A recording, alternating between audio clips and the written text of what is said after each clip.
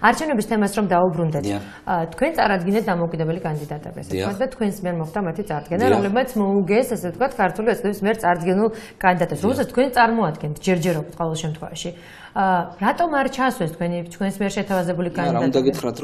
უნდა გითხრათ, რომ აი ახლა ამ შემთხვევაში რაც ხდება, განსაკუთრებით ამ 15 ივნისის არჩევნებისათვის, უფრო მეჩვენება, რომ ის ადამიანები, რომლებიც ასე ვთქვათ, ნამდვილ ქართულ ოცნებას წარმოადგენდნენ 2012 წლის 1 ოქტომბრამდე, ადამიანები, რომლებიც გაბედულად იბრძოდნენ სააკაშვილის რეჟიმის წინააღმდეგ, ისინი ცოტა მიაჩოჩეს გვერდზე და ზოგიერთ რაიონებში უფრო მეტად და ჩაანაცვლეს ახალი ხალხით.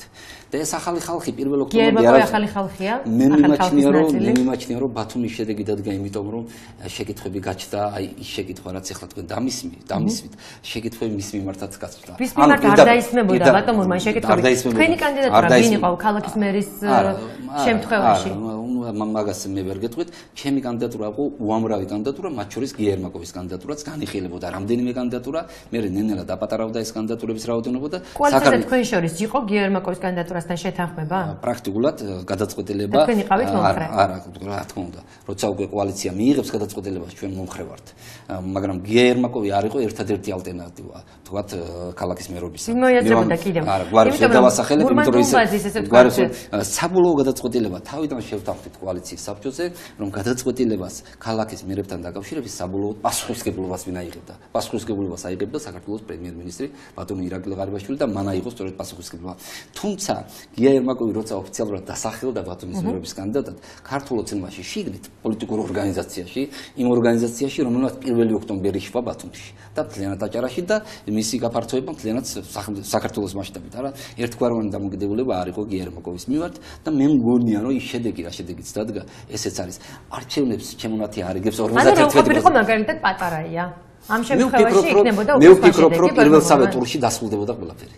იმიტომ რომ ეს იყო თქვენი წარდგენილი კანდიდატურა, რომელსაც თვეების განმავლობაში საუბრობდნენ. თუმცა რამდენიმე მას მოგირებდა მურმან დუმბაძე. ბატონო, იმიტომ რომ პატარაიასთან ასე შეკითხვა, რომელიც თქვენ დამისვით არ დაისმებოდა. იმიტომ რომ არის ბუნდოვანია, წარსული არის ბუნდოვანი. იმიტომ რომ იმ დროს 1 ოქტომბრის როცა გადამწყვეტი ბრძოლა იყო რეჟიმის წინააღმდეგ, ეს ხო არ იყო ბრძოლა თანაბარ პირობებში, ეს ხო არ იყო ბრძოლა კონკურენციული. ეს იყო ომი იყო. ხელისუფლებაში ან მოდიოდი, ან მიდიოდი ციხეში. ამ დროს როცა ადამიანი დუმს და როცა მას სახელმწიფო თანამდებობა უჭირავს, შესაძლებელია შეკითხვები დაგისვლა. ბოლო წლებში არ ეჭირა თანამდებობა ბატონო. არა, ამაზე არ არის ლაპარაკი. ეს ხო მარტო სამეურნეო საქმიანობა არ არის. ეს ხო პოლიტიკური თანამდებობა პირდაპირ წესით მიდიხარ ქალაქის მერად, უზარმაზარი ქალაქის მერად. პოლიტიკური თანამდებობაცა, ანუ პოლიტიკური ფიგურაც უნდა იყო და პოლიტიკური განცხადება თუ არ გაქვს ერთხელ მაინც გაკეთებული. მაგალითად 2011 წლის 26 მაისთან დაკავშირებით, როცა 5 ადამიანი ჩემს გვერდზე, ჩემს ირგვლივ რამდენიმე მეტროში სააკაშვილმა მოკლა, ჩაცხრილა. აი ამის მიმართ პროტესტი გამოგითქვამს. თუ არ გამოგითქვამს, ბუნებრივია ის შეკითხვა, რაც თქვენ დასვამს ქართული ოცნების წევრით. ამიტომ ვამბობ, რომ თვითონ ქართულ ოცნებაში ერთგვაროვანი დამოკიდებულება არ იყო, მაგრამ კოალიცია მიიღო გადაწყვეტილება. მე შემიძლია დღესვე მიულოცო მას ქალაქის მერობა ის მოიგებს. კიდევ კარგი, რომ მეორე ტურში, მეორე ადგილზე გავიდა ნაციონალური მოძრაობის წევრი. განსხვავებით ხულოსაგან. ხულოში ჩვენ არ ვიცით რა მოხდება.